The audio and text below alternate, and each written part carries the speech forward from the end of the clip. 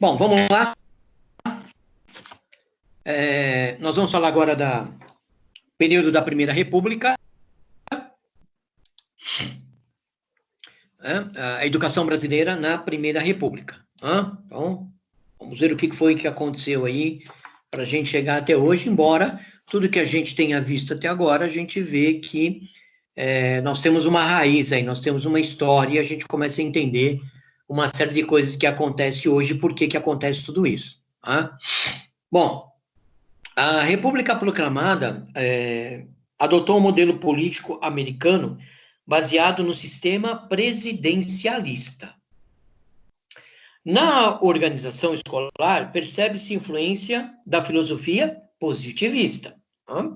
A reforma de Benjamin Constant tinha como princípios orientadores a liberdade e laicidade do ensino, como também a gratuidade da escola primária. Esses princípios seguiam a orientação do que estava estipulado na Constituição brasileira, ou seja, todo mundo tem direito ao ensino, é obrigação do Estado dar ensino a todas as pessoas, tá? Uma das intenções dessa reforma era transformar o ensino em formador de alunos para os cursos superiores, não apenas para o preparador. Aqui a gente já começa a perceber que o ensino primário, ele é meio relegado, tá? Ele não tem, assim, uma importância muito grande. Eles dão... Ai, gente, desculpa. O tempo está muito seco. Eles não dão muita importância ao ensino primário. Eles dão mais importância para curso superior. E a gente vai ver lá na frente o porquê que tem essa importância, né? A outra intenção também era substituir a predominância literária pela científica. Então, o que aí também significa, né? Aí eu não quero tanto filósofo, eu quero mais gente que põe a mão na massa e que faz as coisas, né? Predominância literária, aquele estudo de você ficar lendo, você ficar estudando, não sei o que lá, né?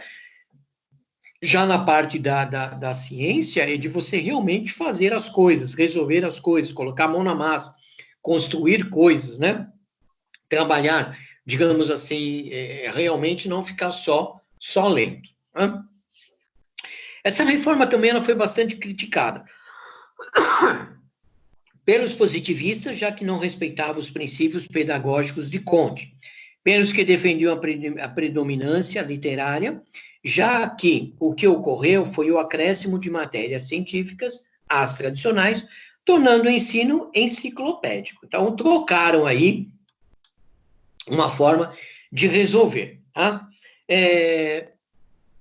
O Código de Epitácio Pessoa, também, de 1901, ele inclui a lógica entre as matérias e retira a biologia, a sociologia e a moral, acentuando, assim, a parte literária em detrimento da científica, ok? Bom, num período complexo da história do Brasil, surge a reforma de João Luiz Alves, que introduz a cadeira de moral e cívica com a intenção de tentar combater os protestos estudantis contra o governo do presidente Arthur Bernardes. Eu lembro que essa matéria de educação moral e cívica, né, até o ano de 1900 e alguma coisa, não vou me lembrar exato, ela ainda existia, inclusive, na faculdade. Educação Moral e Cívica, o SPB, Organização Social Política Brasileira, eram duas matérias que existiam no ensino superior, a questão de uns 30 anos atrás, mais ou menos. Então, vocês veem que não é um período muito longo, um período muito distante. E era bom porque, realmente, como o próprio nome diz, você entendia um pouco de moral, um pouco de cívica, né? Um pouco de sociedade, né? Um pouco de entender que a sua liberdade termina onde começa a do próximo, respeitar a bandeira, enfim, você ser uma pessoa cívica, né? ter respeito pela sua pátria, pela sua bandeira. Então, isso é muito importante. Mas, infelizmente, isso foi, depois, com o passar do tempo, ele foi retirado aí da educação, tá? Mas era uma coisa bacana, era uma coisa legal, a gente aprendia bastante coisa com isso, né?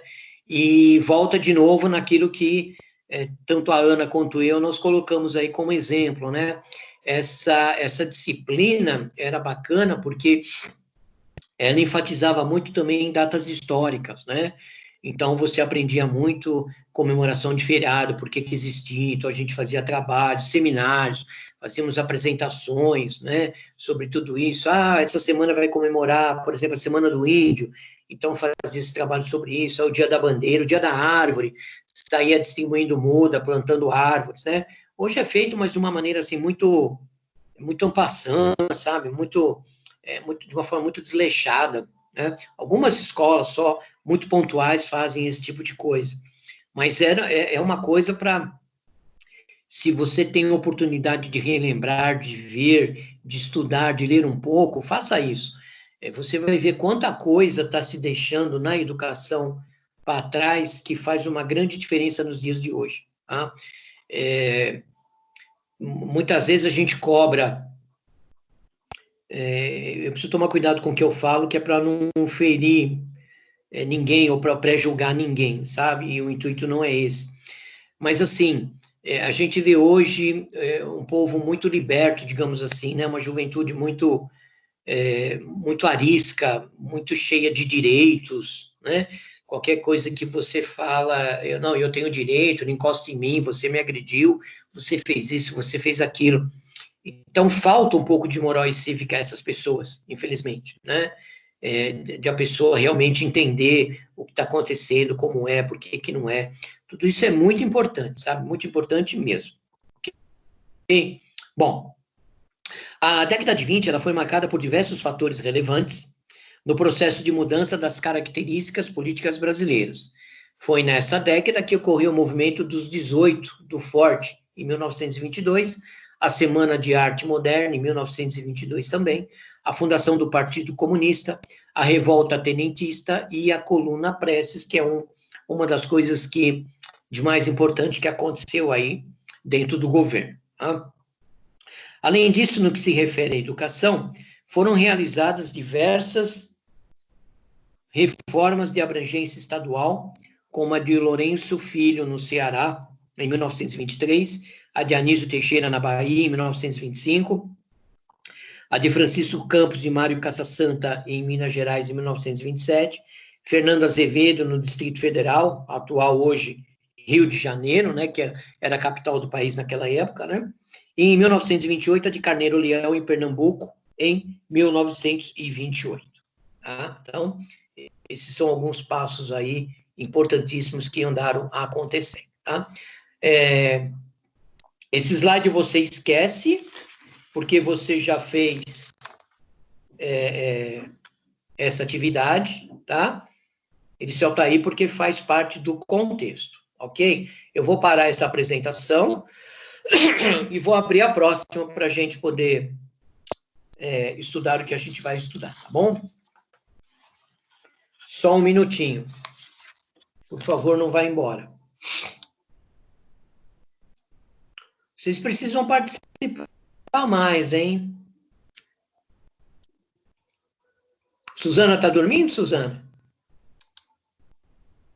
Não, professor, estou aqui ouvindo. Muito bem. Está aqui ou está no interior? Estou no interior. Que coisa maravilhosa. Deve estar muito bom aí, né? A gente estava falando, né, dos estudos, de como está difícil para o pessoal poder estudar. E aqui eu achei que foi bem bacana, assim, demoraram um pouco, mas fizeram. Eles estão entregando, tipo, uma cartilha, né, que você pega na escola. Os alunos têm, tipo, 10 dias, 15 dias para fazer as atividades e depois eles entregam. Eu achei que foi bem bacana, uma forma deles não perderem o estudo, né, no caso do município. Muito legal, muito legal. Muito bom mesmo. Porque para uma aula online é mais difícil, né? Mas eu achei que pensaram em alguma coisa criativa para não deixar as crianças sem estudos, né? Sem estudar, exatamente. É isso que eu estou querendo dizer, sabe? É melhor você ter alguma coisa, mesmo que seja uma coisa pequena, mas que você não deixa de estar transmitindo aí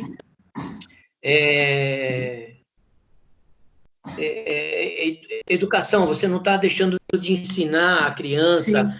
alguma coisa, que é importante, sabe? Porque senão a criança vai fazer o quê? Aquela história, né? Cabeça vazia é a oficina do diabo, né? Sim.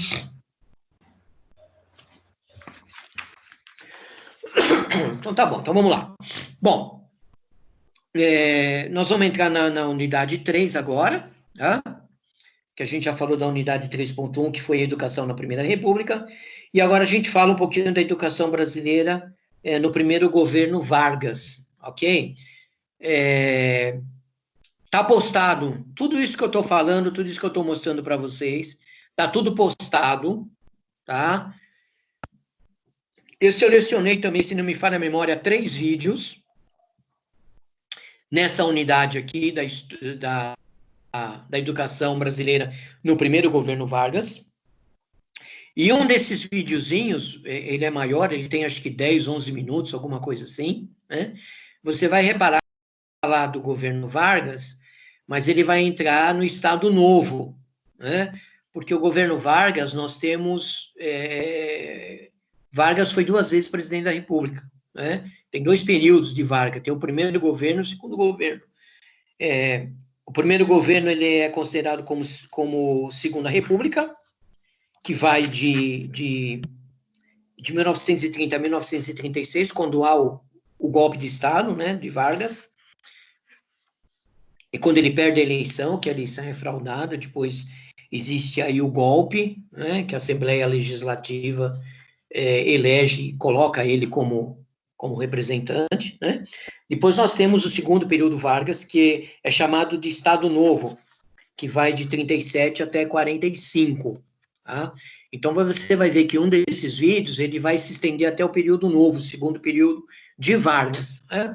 Eu deixei porque como é o próximo assunto que nós vamos ver na próxima aula, então pelo menos vocês assistindo já tem uma ideia do que a gente vai falar na próxima aula, né? Eu acho isso interessante, tá? Então, a gente não está perdendo tempo com isso, não, né? Nós estamos, na realidade, a gente está procurando ganhar tempo, tá? Então, a gente continua ainda na unidade 3, História, Sociedade e Educação do Brasil, agora Brasil 2, e nessa sessão a gente vê a educação brasileira no primeiro governo Vargas, e aqui nós temos aqui uma foto de Vargas com várias crianças, né? Tá ali, ó, cartilha para a juventude, né? Multidões em cena. Então, ele realmente, ele fez uma série de coisas, o governo dele fez uma série de mudanças na educação, algumas boas, outras não tão boas assim, né?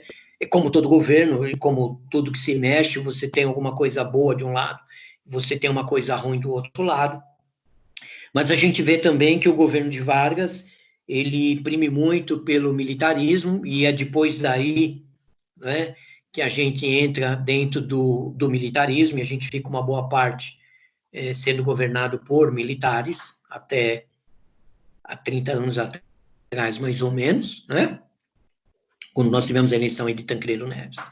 Tá? Então, você tem uma foto aqui de vários seguidores de Vargas, você pode reparar que a maior parte deles são militares, e se não são militares, são jagunços, né?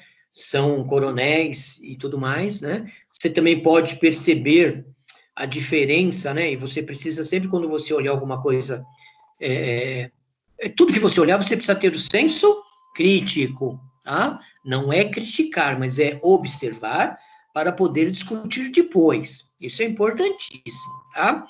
Então, quando eu falar de senso crítico, não vai pensar que eu estou criticando alguém, né? Mas eu estou, sim, explanando, falando alguma coisa aqui, tá? Espera aí, só um minutinho, gente.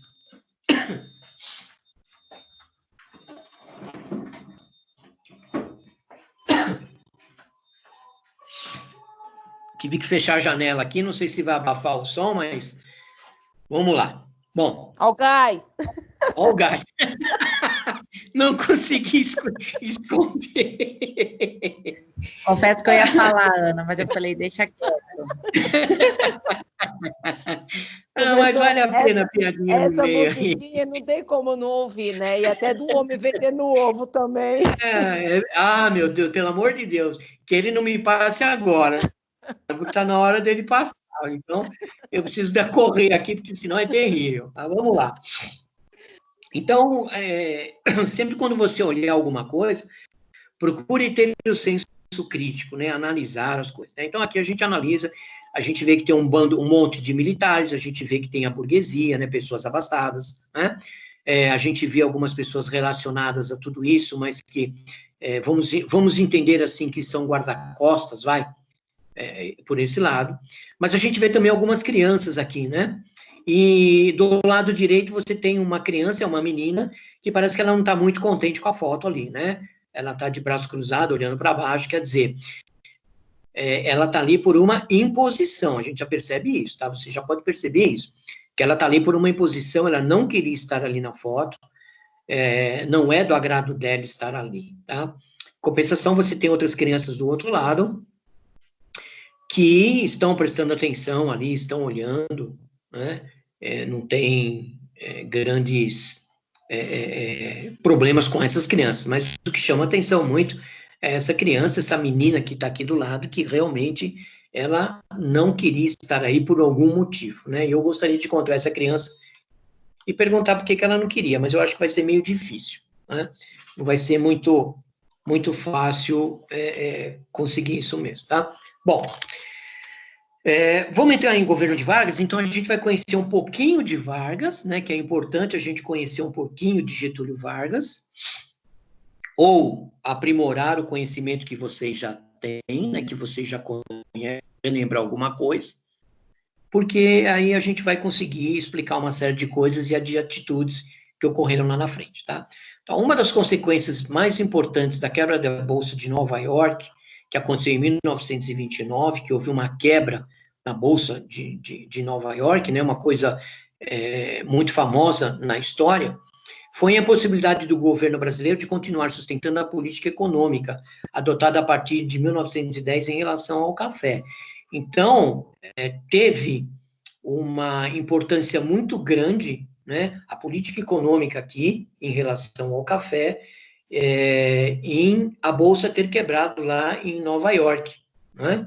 Esse fato, somado a uma série de outros descontentamentos, de que fora palco a nação brasileira durante o período de 1920 e 1930, culminou na chamada Revolução de 1930, tendo à frente o político gaúcho Getúlio Vargas. Então, Getúlio Vargas, ele era gaúcho, ele era do Sul, ele nasceu em São Borja, em 1882, tá? Então, você tem uma pequena biografia de Getúlio Vargas aqui, que depois você dá uma lidinha, né? Que não vai... a gente falar disso aqui não vai levar muito. Só quero deixar relevante aqui que no ano de 1929 ele candidatou-se à presidência da República na chapa oposicionista da Aliança Liberal. Ele foi derrotado, mas ele foi derrotado porque houveram fraudes, houve uma fraude nessa eleição, ele foi derrotado, e a partir daí ele assumiu a liderança do movimento revolucionário de 1930, que depôs o presidente Washington Luiz. Então aí eles deram um golpe, né? Ele foi candidato, ele perdeu a eleição, essa eleição ela foi fraudada, por isso que ele perdeu. Então ele resolveu assumir aí um movimento, foi uma revolução de 1930, depôs o presidente que havia sido eleito, que era o Washington Luiz, né? E nesse mesmo ano, em novembro, ele assume o governo provisório de 1930 a 1934, que nós chamamos aí de Segunda República e o primeiro governo de Vargas, tá? Tanto faz uma coisa como faz outra, tá? Bom, em novembro de 1933, instalou-se na cidade do Rio de Janeiro a Assembleia Nacional Constituinte, a nova Constituição, em julho de 1934. Deixa eu ver se eu estou pegando o lugar certo aqui. Né? De 1934. E elege o presidente da República para o período de 34 a 38. Okay? Bom, e aí acontece uma série de coisas, né? Ele alega, o Getúlio Vargas alega, para poder se defender, que existia ali um plano para destituí-lo do governo, tal, e fala que existe um plano comunista, conhecido como Plano Cohen, com apoio, e aí com o apoio militar ele fecha o Congresso, a Assembleia, e cria aí o Estado Novo, tá? E mais tarde descobriu-se que o plano Cohen tinha sido elaborado por um militar integralista, Olímpio Mourão Filho, né? Que em março de 64 libera aí um golpe militar, tá? Então, essa é mais ou menos a história do que foi que aconteceu aí. Tá?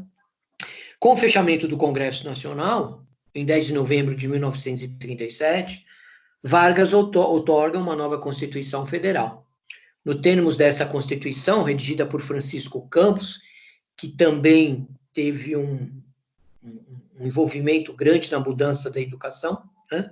E que ficou conhecida como a Polaca por ter sido inspirado na Constituição fascista da Polônia.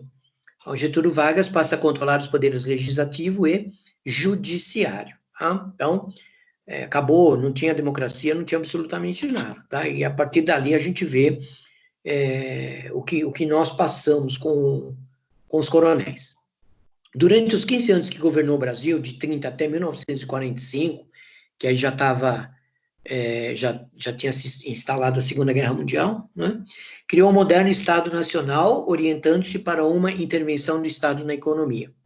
Esse período também é conhecido como época do nacional desenvolvimentismo, que se caracterizou pelo desenvolvimento econômico do país, com sustentação na indústria voltada para a substituição das importações. Okay? Em 1945, ele sofre um golpe militar e volta em 1951, quando ele derrota aí o brigadeiro Eduardo Gomes. Bom,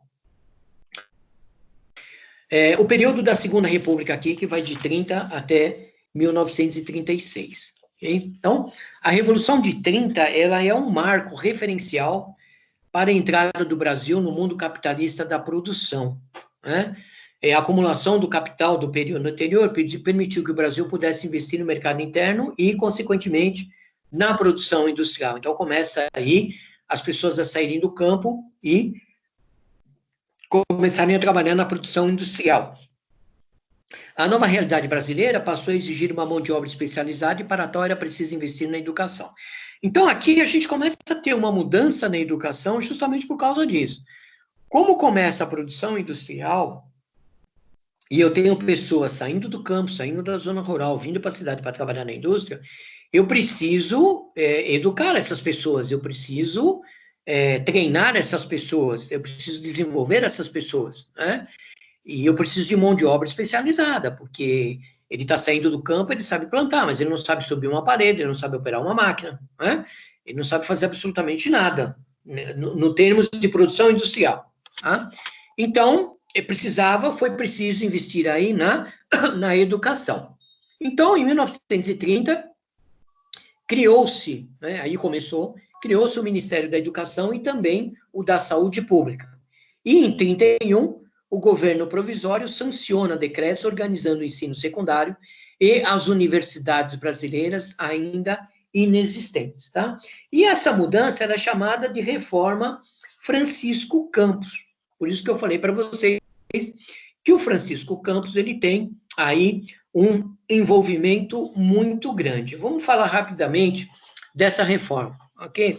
Com o retorno do ensino religioso nas escolas públicas de forma facultativa, Francisco Campos, através do Conselho Nacional da Educação, ele também organizou o ensino superior no Brasil, o ensino comercial, o secundário, além de regulamentar a profissão de contador, ok? Porque até então, ser contador ou ser guarda-livros, como se conhecia naquela época, não era a profissão, tá? Com isso, a reforma, ela se caracterizou de forma nacional e organizada. Porém, né, como sempre, a escola primária ficou esquecida durante um longo tempo, porque todos os investimentos eles estavam voltados para a educação profissionalizante, conforme o contexto histórico mundial. Por isso que eu quis falar rapidamente sobre isso, que é o que a gente está falando, que é o que nós estamos comentando aqui. Perdi aqui. Aqui, né? Porque a nova realidade brasileira passou a exigir uma mão de obra especializada e para tal era preciso investir na educação. Então, todos os investimentos eles foram feitos para a educação profissionalizante, por isso que instituiu-se que ser contador passava a ser uma profissão, porque haveria necessidade de você ter o controle das coisas, de controlar, de saber quanto dinheiro entrou, quanto dinheiro saiu. Hein? Então, tudo isso era importante, então resolveu-se profissionalizar a profissão de contador, né? Tornar o contador uma profissão. Né? Então, pela a reforma aí de Francisco Campos, nós percebemos que eles deram ênfase ao segundo ano, né? O ensino profissionalizante, tá? Do que propriamente o ensino primário, porque eles precisavam de pessoas especializadas para poder atender aí as empresas. Né? Bom, em 1932, um grupo de educadores lança à nação o chamado Manifesto dos Pioneiros da Educação Nova, que foi redigido por Fernando de Azevedo e assinado por outros conceituados educadores da época. Em 34, a nova Constituição, a segunda da República, dispõe pela primeira vez que a educação, olha lá, é direito de todos, devendo ser ministrado pela família e pelos poderes públicos. Então, veja que na Constituição, a segunda da República, e aí eu vou deixar essa liçãozinha de casa para vocês, né? A Constituição dizia que a educação é um direito de todos. Então, todos nós temos direito à educação. Mas ela deve ser ministrada pela família e pelo poder público.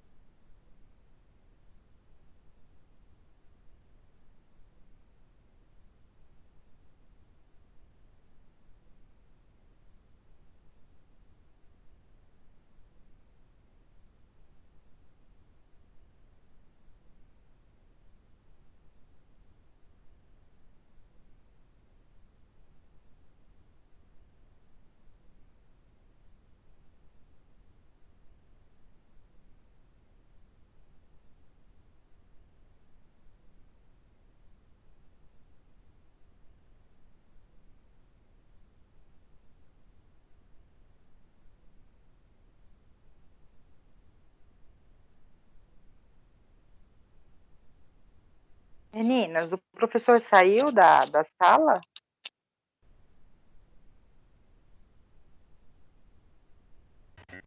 Sim, vamos fazer um recreio, conversar. Eu acho que caiu a internet dele. Então nós podemos conversar, né? Vamos Tudo bem, Elaine? Saudade de vocês. Ô, Suzana, saudade de todo mundo.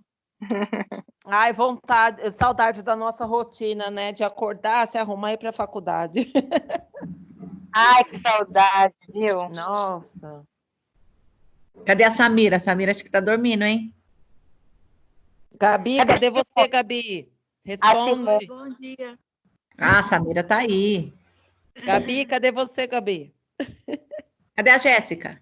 Meninas, vamos aproveitar e falar, meninas. Pode falar. Acorda, Pois é. Jéssica.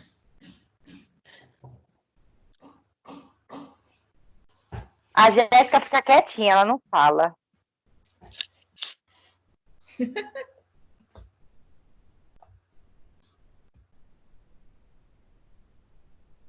Eu acho que o professor percebeu, né, que a internet dele caiu. Não, é melhor Já pensou mandar um se ele e-mail. continua, se ele continua falando lá sozinho? Ô, Ana, não tem Vou como mandar ligar. uma mensagem para ele. É, manda uma mensagem. Ah, ele já me retornou aqui, só um minuto, estou reconectando.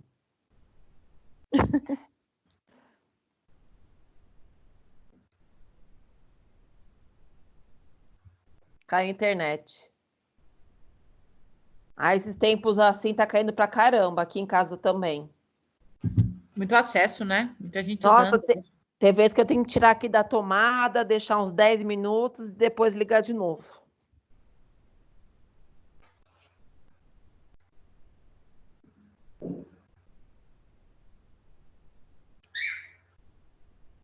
A calopsita.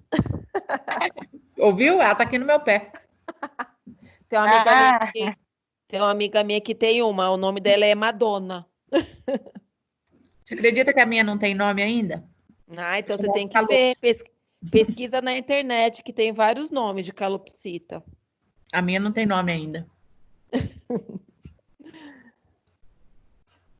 A minha fica solta com 5 cachorros. Nossa, Eles acostumaram com ela. é bom assim, né? Que tem animal que mata. Sim. Opa! Oi, professor. Aí é ruim, hein? A gente ficou conversando enquanto o senhor ficou ausente. Tá certo, é isso Fizemos outro aí. intervalo. Oi? Fizemos outro intervalo. Tá certo. Espera aí um minutinho aqui que eu preciso... Minha conexão caiu aqui. E olha que eu tenho 2 redes aqui, hein? Caíram as 2. Mas aqui em casa também tem vezes que eu tenho que tirar da tomada, aguardar uns 10 minutos para reconectar de novo. Então, eu tenho 2 redes aqui que funcionam igual no break. Quando uma cai, a outra entra, justamente para que eu não tenha problemas de conexão, né? Se Sim. trabalha muito com internet aqui em casa, eu tenho meu filho que trabalha na área de TI, então precisa ter uma boa internet e tal, mas eu estou passando poucas e boas aqui, viu? Bom, aliás, acho que todo mundo tá, né? Porque o uso tá demais, né? Tá todo mundo usando, então sobrecarrega mesmo. Faz parte. Sim, faz parte. Não pode desistir. Estou esperando chegar julho, férias, vou para Monte Verde. Vem, professor, já tá frio, já tá gostoso. Gostoso, né? Caindo Eu adoro pinhão. isso, nossa. Eu não gosto de frio, não. É gostoso, hein? Pelo visto, a gente não vai ter aquela festa junina, né? Que a gente tinha costume. Festa junina, quermesse. Sei. Acho que não, né? Não. É tão gostoso, né? Vinho quente, Uma festa junina é tudo de bom, nossa. É muito bom. Comida típica. Vamos lá. Bom, aí nós temos, vamos voltar aqui, né? Em 32, o grupo de educadores lança na ação o Manifesto dos Pioneiros da Educação Nova, foi redigido por Fernando de Azevedo e assinado por outros conceituados educadores da época. Tá? Aí nós estamos falando aqui da educação, acho que é por isso que caiu aqui, acho que eu tenho escuta, hein? Só porque eu falei que a educação deve ser ministrada pela família e pelos poderes públicos, aí me cortaram aqui, né? Então, nós vemos aqui aquilo que a gente estava comentando, né? Aquele embate que nós temos, né? Não, é a escola que tem que educar, não é a família que precisa educar. Então, as pessoas precisam entender e separar o que significa o termo educação, né? Uma coisa é você educar moral, civicamente, socialmente, uma outra coisa é você transmitir conhecimento, né? Então, ele diz aí que a educação, embora seja um direito de todos, ela deve ser ministrada tanto pela família quanto pelo poder público, ok?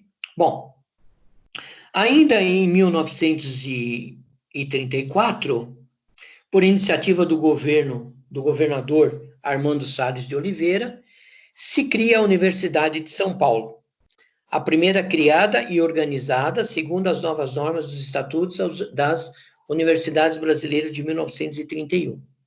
Em 1935, o secretário de Educação do Distrito Federal, Anísio Teixeira, cria a Universidade do Distrito Federal, que hoje é o atual município do Rio de Janeiro. Naquela época chamava-se Distrito Federal porque foi capital do país, né? O Rio de Janeiro foi capital do país. A gente fala Rio de Janeiro porque na época era Distrito Federal. Então, por exemplo, se o Distrito Federal hoje deixar de ser capital do Brasil, nós vamos passar a falar Brasília, não mais Distrito Federal. Vamos aprender um pouquinho de geografia. Você pode reparar que todas as vezes que se fala, em todos os estados brasileiros, mais o Distrito Federal, né, porque Distrito Federal não é considerado como estado, né, ele é Distrito Federal, ou seja, ele é um distrito da federação, porque ele é a capital do país, ok? Então, nunca se refere a Distrito Federal como estado. Então, Distrito Federal é Brasília, tem lá o nome, né, Brasília. Como era Distrito Federal, era Rio de Janeiro. Então, deixou de ser Distrito Federal, conhecido só como Rio de Janeiro. Então, Brasília é a mesma coisa. Se mudar a capital do Brasil de lá, por exemplo, deixa de ser Distrito Federal e vai ser conhecido simplesmente como Brasília, tá? Bom, então, em 1935,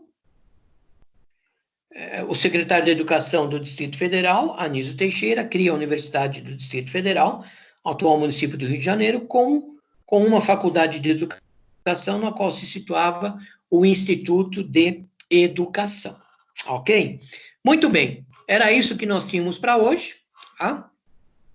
Essa parte do novo Estado, do primeiro governo de Vargas, a gente não tem uma coisa muito extensa para falar. Nós comentamos aí os pontos principais, né? Eles fazem a reforma do ensino secundário e do ensino superior, o que é importante, né?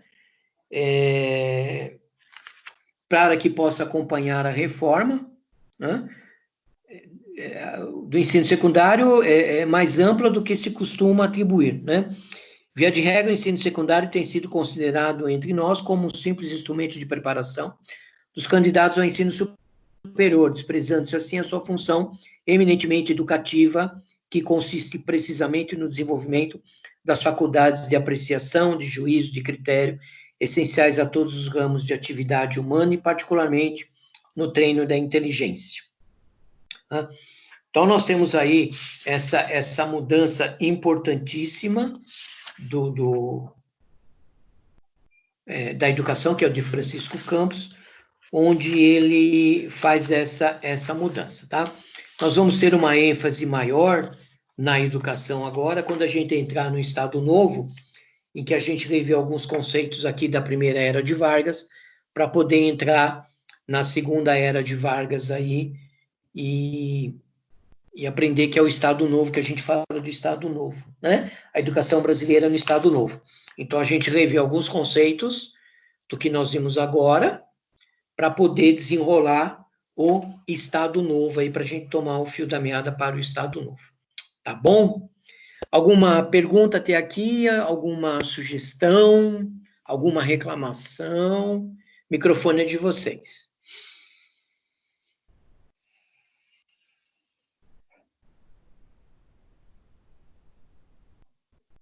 Professor, Diga. antes de cair a internet, o senhor falou que ia deixar uma lição de casa para a gente? Ah, sim. Vocês estão vendo esse slide que está postado lá para vocês, tá? Essa lição de casa não é uma atividade, eu não estou deixando atividade para vocês hoje, tá? Eu estou liberando vocês de atividade, porque a gente se estendeu a aula por mais tempo, embora nós estejamos dentro do prazo, eu entendo isso, tá? mas ela se torna cansativa, se eu ficar só falando, ela se torna cansativa, tanto para mim quanto para vocês, tá? Então, é assim, vocês estão vendo nesse slide que ele fala que em 1934,